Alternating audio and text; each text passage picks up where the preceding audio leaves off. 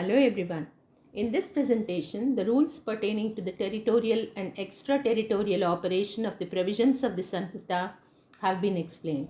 In addition, the manner in which the doctrine of mens rea has been applied to the offences under the Samhita is also explained. According to subsection 2 of section 1 of the Bharatiya Nyaya Samhita, the date of operation of the Samhita is from 1/7/2024. It operates throughout the territory of India, which includes land, internal waters like lakes, rivers, and canals, sea lying along and washing the coast, and airspace above the land and water, and ships flying the flag of India and aircrafts registered in India. So far as the territorial operation of the Sanhita is concerned, subsection 3 of section 1 states that every person is liable for punishment under the Sanhita for an offence committed in India. Here, every person includes citizens as well as foreigners.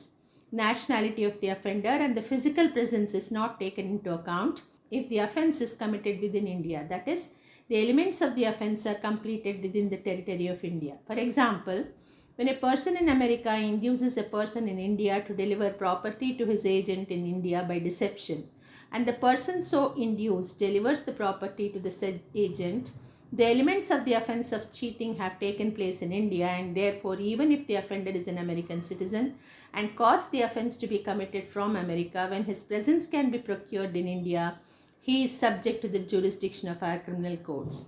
However, the President of India and the governors of states under Article 361 of the Constitution, and the foreign sovereigns, the ambassadors of foreign countries, and the diplomatic agents under international convention are not subject to punishment under the Sanhita.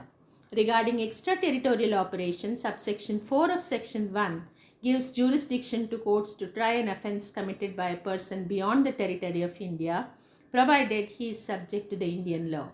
According to subsection 5 of section 1 of the Sanhita, the provisions of the Sanhita shall apply to any offence committed by any citizen of India in any place without and beyond India. The provisions will also apply to any offence committed by any person on any ship or aircraft registered in India, wherever it may be, and also to any person in any place without and beyond India when he commits an offence targeting a computer resource located in India. When the offence is committed beyond the limits of India and the offender is found in India, he may be given up for trial to the country where the offence was committed. This is called extradition, and it is a political act done in pursuance of an agreement between the nations. It is not applicable to offences which are substantially political in character. The Indian courts are empowered to try offences committed out of India on land, high seas, and aircrafts. So far as offences committed on land are concerned, subsections 4 and 5 of section 1 of the Bharatiya Nyaya Sanhita and section 208 of the Bharatiya Nagarik Suraksha Samhita, that is CRPC, empower local courts to take cognizance of an offence committed outside India. Regarding offences committed on high seas, Admiralty jurisdiction extends over offences committed on Indian ships on high seas, offences committed on foreign ships in Indian territorial waters, and piracy being an offence against all nations. Regarding offences committed on aircrafts, the jurisdiction of the Indian courts extends to offences committed on foreign aircrafts in Indian territory and Indian aircrafts on foreign territory. Now, coming to mens rea under Bharatiya Nyaya Sanhita, in order to make a person liable for a criminal act, it has to be shown that an act which is forbidden by law was done by him with a legally blameworthy mind. Thus, the two components of crime are actus reus, the guilty act, which is the physical element, and mens rea, the guilty mind, which is the mental element. Actus reus is such result of human conduct which the law intends to prevent or prohibit. It is made up of three elements: human action, that is conduct of the accused, which includes a willed movement or omission, its circumstances and the consequences; the result of the conduct, that is injury, and such act must have been prohibited by law. Supposing A intends to cause the death of B and decides to poison him. Procuring poison, causing it to be mixed in food or beverage, and offering it to B constitute the willed movement aspect of the human action.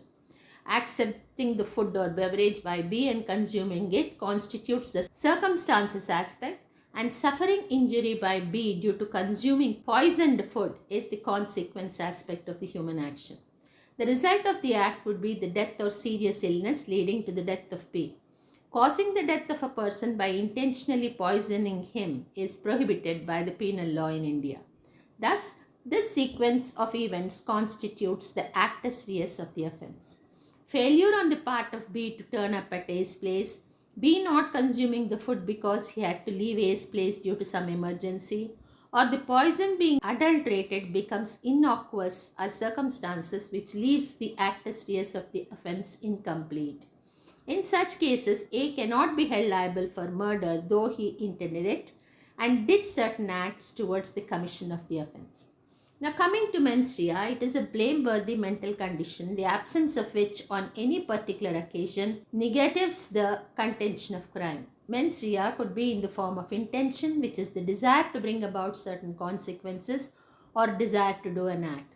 When a person voluntarily or out of his own will does an act, he is deemed to have intended the foreseeable consequences of the act. For example, when a person shoots another at a point blank range and the person dies, he is said to have done it with the intention of bringing about the natural and probable consequences which can be foreseen by a man of ordinary prudence, which is the death of the victim. But where A points the weapon at B with an intent to threaten him and C by accident pushes him and the bullet goes off injuring B, A will not be liable as the act was not voluntary. Motive is the reason or ground of action. When a person steals bread, his intention is to cause wrongful loss to the shop owner and wrongful gain to himself. But his motive may be to feed a child who is on the verge of death due to starvation. He would still be liable for theft because motive is irrelevant for fixing criminal liability, but will be taken into consideration for fixing the quantum of punishment. Knowledge is the awareness of the consequences. When a person fires at a mob and causes the death of a person, he might not have intended to cause the death of that person, but being a man of ordinary prudence, he would be deemed to have known the consequences of firing at a mob and hence would be liable.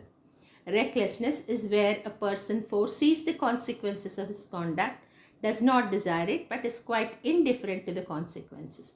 Where a man drives his vehicle at full speed in a school zone without bothering about the consequences and hits a child causing injuries, he is said to act in a reckless manner. So far as negligence is concerned, it is the want of care and protection which a reasonable man would have taken under the particular circumstances. When a person knows that the brakes of his vehicle are not functioning properly and does not fix it, but drives it at full speed on a busy road and causes an accident, he would be said to have acted negligently. In the Bharatiya Nyaya Samhita, no mention of the doctrine of mens rea is made, but the doctrine is incorporated in two ways.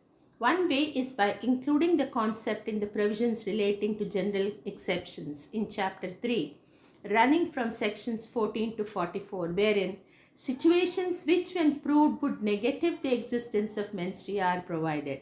Acts done by a child below 7 years of age, acts done by an insane or an intoxicated person, acts done due to compulsion, necessity, or in exercise of right of private defense are some examples.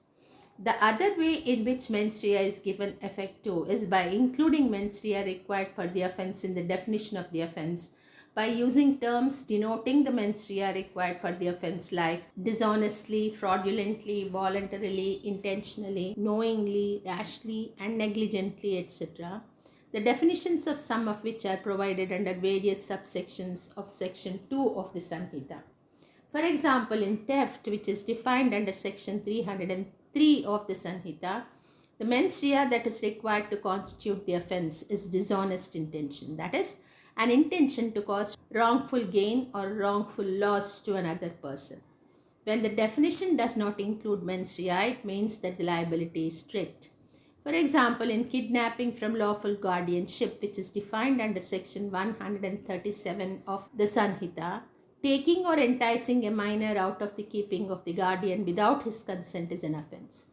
The section does not specify any intention or knowledge, and hence, irrespective of any intention or knowledge, whether good or bad on the part of the accused, The mere taking or enticing a minor out of the keeping of the guardian would be kidnapping if it is done without his consent. The liability imposed here is strict because no mens rea is specified in the section.